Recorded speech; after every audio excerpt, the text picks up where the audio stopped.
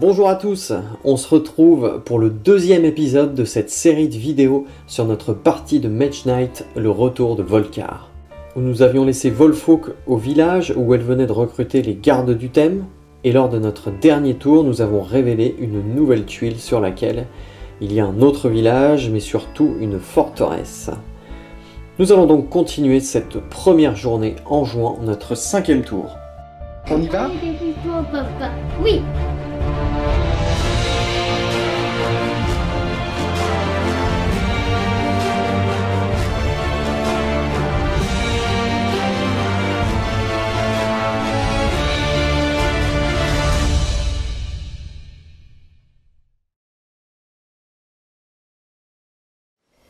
Que va faire Volcar? Ça serait bien qu'il arrête de se diriger dans notre direction, parce que là, ça commencerait à nous mettre un petit coup de pression quand même. Donc il faut pas qu'il nous fasse du vert. Donc t'es gentil mon Vovo, idéalement, faudrait que tu recrutes, c'est possible que tu recrutes rien. Découvrons ça tout de suite.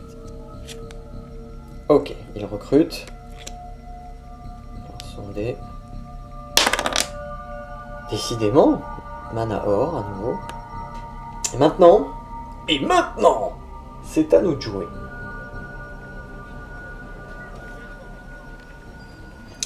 Il me reste donc 3 cartes. J'ai droit à une main de 6 à nouveau. Bon, après, il ne reste que 2 dans le deck, donc j'en aurai 5. Donc la fameuse cristallisation. Du mouvement.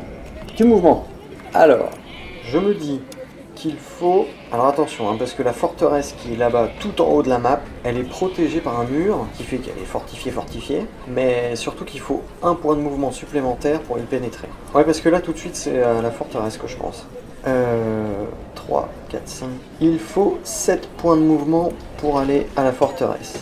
La tour de mage, n'en parlons pas, c'est pire. Ce qui aurait été vraiment d'enfer, c'est que je puisse aller conquérir cette forteresse, quoi. Utiliser les gardes du thème juste avant la tombée de la nuit. Ça serait idéal, ça. Petite précision au passage. Bon, je suis sûr que la plupart des gens d'entre vous le savent. Il y a eu une erreur de traduction lors de la sortie VF de ce jeu. Donc là, on croit comprendre quand on lit ça qu'on a droit à un mouvement 2 plus une attaque à distance de 1 ou de réduire de 1 la valeur d'attaque d'un ennemi. Je prends que l'effet de base de cette carte. En réalité, après le mouvement 2, ça devrait être une virgule. Ce qui veut dire que cette carte permet d'avoir soit un mouvement 2, soit une attaque à distance de 1, ou soit de réduire de 1 la valeur d'attaque d'un ennemi. Voilà. Donc du coup, on va essayer de jouer avec les vraies règles, et donc les vrais effets des cartes. Ceci dit... Alors, j'ai dit qu'il me fallait combien ? Qu'il fallait 7 points de mouvement. 4, 5, 6. Avec ça, si je booste les deux, j'ai 8 points de mouvement. Donc je peux pénétrer à l'intérieur de la forteresse. Bon, je peux très bien m'arrêter juste avant. Vu qu'on est encore de jour.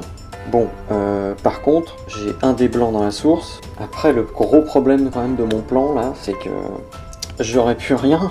Et oui, j'aurais plus rien après pour booster tout ça. Rien!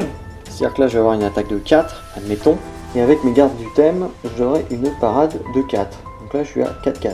Il faudrait qu'au préalable, je fasse juste un tour pour cristalliser une couleur bleue. Peut-être que c'est un peu un problème.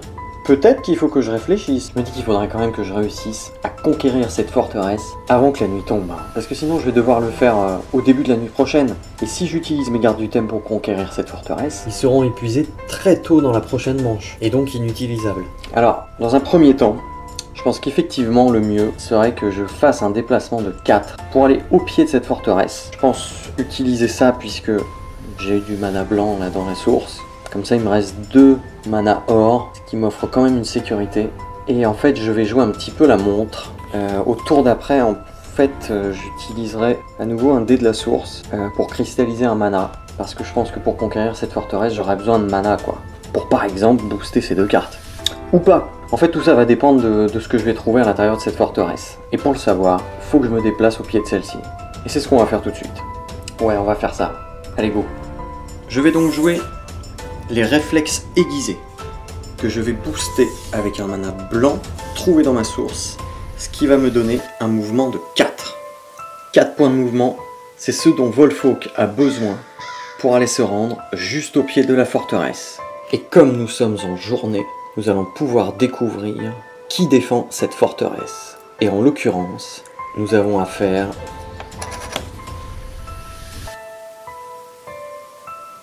à des voyous. Waouh, ça tombe trop bien, ça. C'est des petites frappes là qui squattent la forteresse. Ça devrait pas être trop compliqué de les chasser d'ici. Je me demande même si je peux pas le faire dès ce tour. Ah, c'est pas mal, ah, c'est pas mal, c'est pas mal. Bon, alors la récompense, elle est un petit peu ridicule. Mais par contre, c'est carrément jouable, quoi. Oh yes.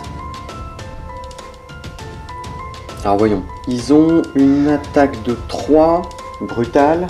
Donc là, mes gardes du thème, déjà, ils peuvent s'en charger. Alors évidemment, voilà, j'ai pas de mana. J'ai pas de mana pour booster quoi que ce soit. C'est ça la difficulté. Hein. Et en plus, faut que je me rende dessus. Hein. Et pour me rendre dessus, c'est 3 points de mouvement. Donc admettons, on va dire ça, 3. C'est dommage, il va me manquer juste un point, quoi. Parce que même avec mes gardes du thème me donnent une parade de 4. Donc autant que je les utilise pour la parade. Ok, mais derrière, je peux fournir que 4 points d'attaque. Là où il m'en faudrait 5. Et vraiment, j'ai pas d'autre solution. Hein. Bon, bah je vais arrêter mon tour ici. Et je verrai au prochain. Voilà, ça c'est les cartes que je vais utiliser pour mon prochain tour. Je relance le dé de la source. Et j'ai fait du vert. Je défausse la carte que j'ai utilisée. Et mon tour est maintenant terminé. Pour son tour, Volcar va recruter. Ok. Voyons voir s'il réussit à convaincre les arbalétriers du thème. Je vous rappelle que pour ça, il faut qu'il fasse un dé ténèbres. Aïe, aïe, aïe, aïe, aïe, aïe. Ah merde. Ah, mais ils sont faibles, les arbalétriers. Ah non! Ah, la déception. Ah là là, les arbalétriers du thème m'ont trahi. C'est scandaleux.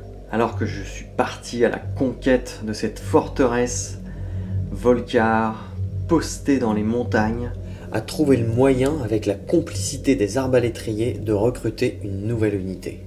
Ça complique un petit peu plus l'affaire, hein. Mon Volcar a fait son tour, c'est à moi maintenant. Voilà les cartes qui me restent, on les connaît. Ce sont les mêmes que tout à l'heure. Alors cette fois-ci, pour ce tour, j'ai du mana. J'aimerais bien essayer d'utiliser la cristallisation là pour gagner un mana dans mon inventaire. Bah ouais, mais je suis vraiment pas sûr de pouvoir y arriver parce que faut que j'utilise un dé de la source hein, pour faire ça. Et des dés, je vais en avoir besoin pour conquérir la forteresse. En fait, malheureusement, je crains d'être obligé d'utiliser une carte inclinée. Hein. Ouais, c'est chaud, hein. Alors si j'utilise mes gardes du thème pour la parade, j'ai une parade de 4, donc ok. Pour le mouvement, on va dire que je fais ça. Donc là j'ai 3 points de mouvement pour me rendre sur la forteresse. Et pour l'attaque, je prends un dé de la source pour avoir 4, 5, 6. Et là on est bon. Et là on va aller leur rendre visite à ces voyous. Ok. Allez, Volfolk va conquérir sa première forteresse. Et pour ce faire, elle doit pénétrer à l'intérieur de la forteresse. Et comme elle est doublement fortifiée, comme elle est sur une case de plaine qui est protégée par un rempart, il lui faut un mouvement de plus, 2 plus 1, donc 3. Et pour ça, je joue l'endurance, qui me fournit 2 points de mouvement, auquel j'ajoute une carte inclinée, pour avoir un 3e point de mouvement. Volfolk arrive dans la forteresse. Puisque je prends d'assaut la forteresse, je perds un point de réputation. Les voyous qui la défendent, des hors-la-loi qui ont squatté la forteresse, nous attaquent avec une attaque de 3. J'engage alors mes gardes du thème, qui me fournissent une parade de 4. L'attaque des voyous est complètement bloquée. À présent, c'est à moi de répliquer. La carte rage me permet d'avoir 4 points d'attaque, car je la booste avec un dé or trouvé dans la source, que je transforme en rouge. J'ajoute à ça la détermination qui me donne 2 points de plus et j'obtiens ainsi 6 points d'attaque. Les voyous ont une armure de 5. Juste à la tombée de la nuit, Volfolk prend possession de sa première forteresse.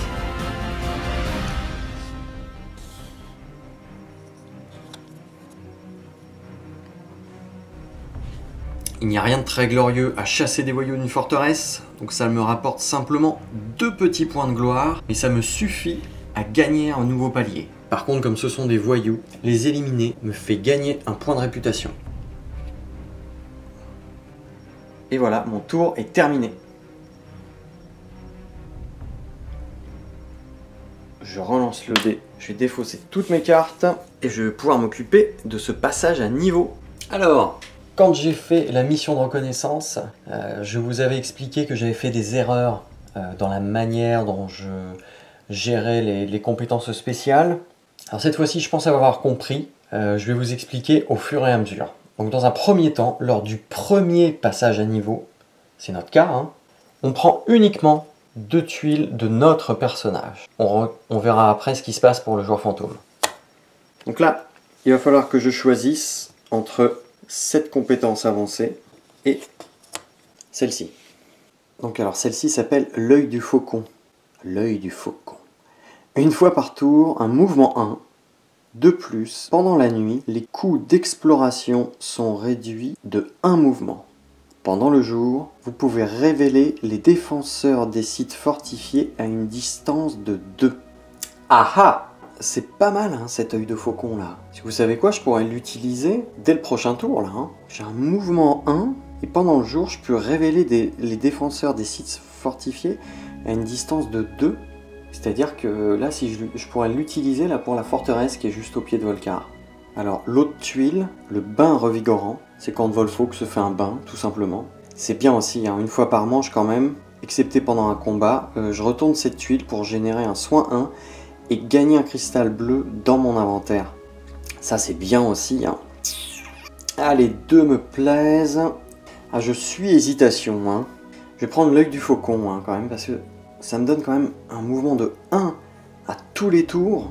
Mais le bain revigorant, il y a une autre tuile, compétence qui s'appelle la brise revigorante, qui est exactement la même, mais avec un cristal blanc, alors que l'œil du faucon, elle est assez unique. Hein. Allez, je vais prendre l'œil du faucon. Et alors du coup, la tuile que je n'ai pas utilisée, elle vient se placer ici, et je ne pourrai plus jamais la prendre. Et à ce moment-là seulement, on va découvrir une tuile du joueur fantôme. Et cette tuile du joueur fantôme qu'on vient de découvrir, je pourrai la prendre à mon prochain passage de niveau. C'est-à-dire lorsque j'aurai atteint au minimum le niveau 15. Voilà comment ça se passe si j'ai bien tout compris cette fois-ci. Sinon, n'hésitez pas à m'insulter dans les commentaires, bien sûr. Les commentaires, c'est fait pour ça. Quand même, c'est fait pour s'insulter. À présent, nous allons prendre une carte action avancée. Et dans l'offre, nous avons l'apprentissage, carte très intéressante, qui permet de générer de l'influence. Et en plus, une fois pendant ce tour, vous pouvez dépenser 6 points d'influence pour prendre une carte action avancée de l'offre d'action avancée et la mettre dans votre défausse. Ouais, elle est bien, hein. Ici, nous avons la contre-attaque qui fournit une attaque de 2 et gagner attaque 2 pour chaque ennemi bloqué ce tour. Donc c'est-à-dire que c'est presque une attaque de 4. C'est-à-dire simplement que si on réussit à bloquer un ennemi, on a une attaque de 4. Dans le cas d'un combat 1 contre 1. Et enfin, force de la nature. L'unité choisie gagne la résistance physique pendant ce combat. Ou alors une attaque de siège de 3 ou parade 6 boostée au vert. Ouais, les 3 cartes sont super, hein. Écoutez, on va se la jouer un petit peu bourrin et on va prendre la contre-attaque.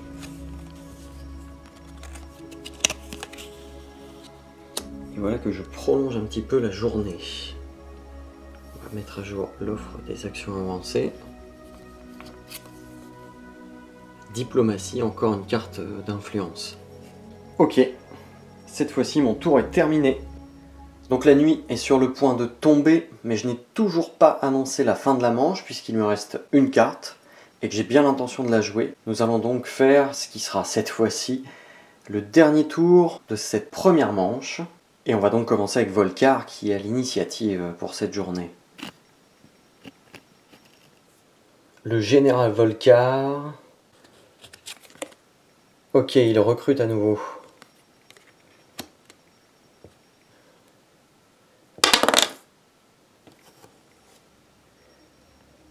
Il a fait du blanc. Aucune unité accepte de le suivre. C'est à moi de jouer. Voici donc ma main pour ce dernier tour. Je sais déjà précisément ce que je vais faire. On n'a même pas besoin de la regarder cette carte. Vous vous doutez bien que je ne vais pas faire une attaque de 2. Je vais jouer cette carte inclinée pour avoir un point de mouvement.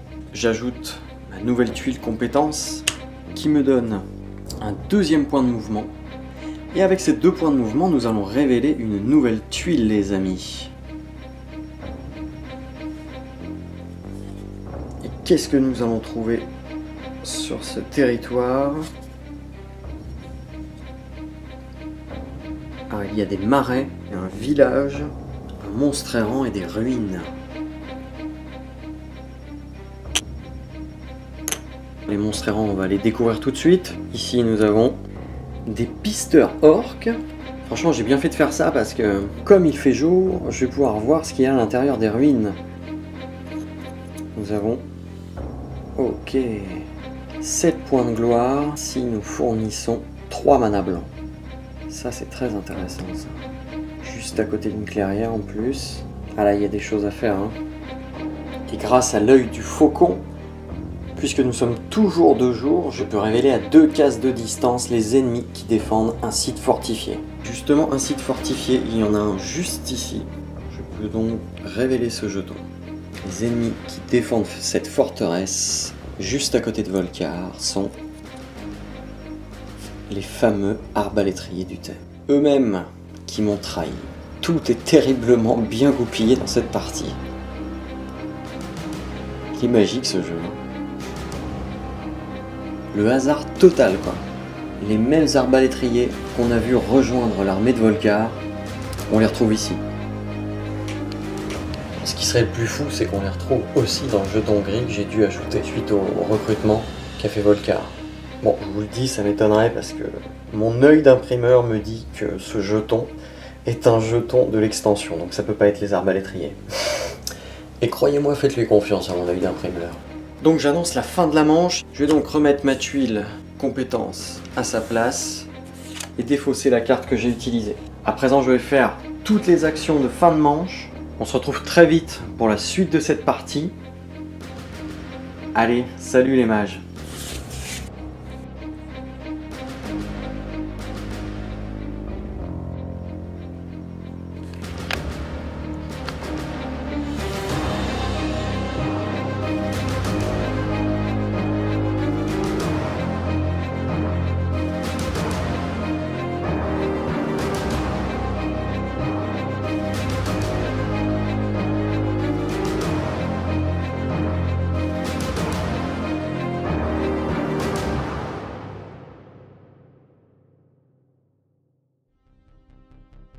Pouce en l'air.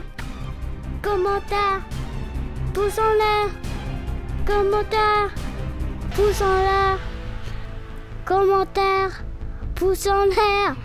Commentaire. Super. Terre, Pucci.